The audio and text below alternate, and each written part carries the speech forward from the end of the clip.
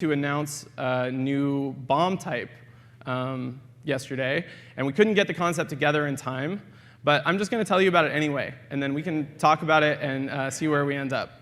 So the idea here was to put in a new anti-capital bomb.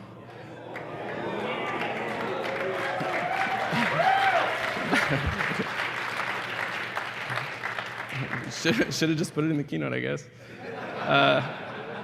So what we're trying to do here is give some added risk for caps without nerfing caps. We're definitely tired of nerfing caps. They're still too good, though. And so having some more asymmetric counters to caps from subcapitals would be great. Disintegrators were also, in a way, working on the same goal, but we are interested in more options for this. So we want a way to make it riskier to bring caps to the field when there's a lot of subcaps active. And at the same time, as always, we want to create new roles for subcaps and encourage diversity in subcap roles and cap roles as well.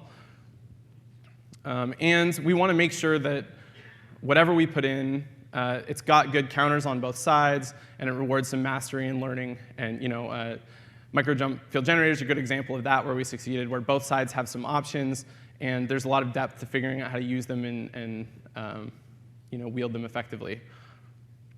So that was the idea, and this is what we were expecting to put in. A bomb that travels slower, so 30 seconds to get to target instead of 15, but has the same range.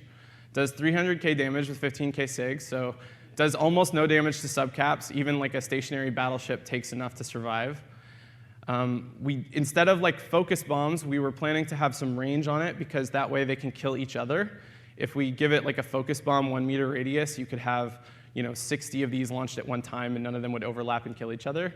So by putting a little bit of area on it, we make sure that you have to stagger them at least a little bit if you want to get effectiveness. And then for survivability, they would have large sig and low HP, so they would hurt each other, and they would also be killed easily by smart bombs or by defenders. So there's some options on the side of the caps to defend themselves. And this was pretty much what we were expecting to put in, but there's a lot of issues we ran into, and a lot of alternative designs as well. So the biggest issue was, what platform does this go on? Bombers obviously make the most sense, just intuitively, but bombers already have so much going for them. Bombers travel through wormholes incredibly well. They bridge through covert bridges. They cloak. They are actually really fantastic on grid already, just with torps. So giving them a whole nother thing to, this is kind of failing on that diversity of roles goal, because it's just pushing more power into somewhere there's already a lot, and we didn't like that. But then we start looking around for other homes. What if we made a heavy bomb launcher, which could only be fit by Tech 1 battleships and battlecruisers? Maybe good, but a little awkward. Thematically doesn't really make any sense. And also, it would be pretty, it feels like you'd have to make the bomb extremely good to make it likely that you're going to get bomb runs out of slow battleships. You have to move to where the fight is.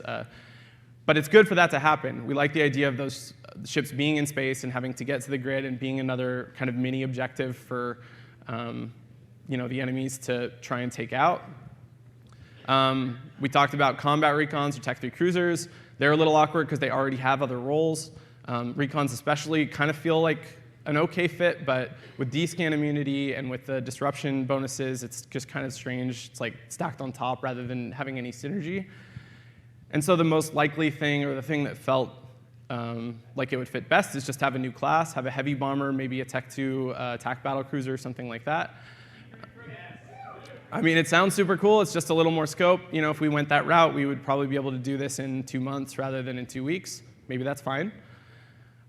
After this, we talked about things that could go wrong. How does structure bashing work? Are people going to be able to farm NPCs hyper effectively with this much damage? What happens? How do we make sure that you can't just, when someone lights a Sino, put all the bombs on the Sino, and before the caps have had time to spread out, you kill them all at once? There's a lot of scary things about giving people 300k damage in one shot. And so then we started talking about alternatives, maybe rather than damage, this should be doing something like reducing resists, reducing total HP, maybe giving remote rep impedance. There's a lot of options here as well.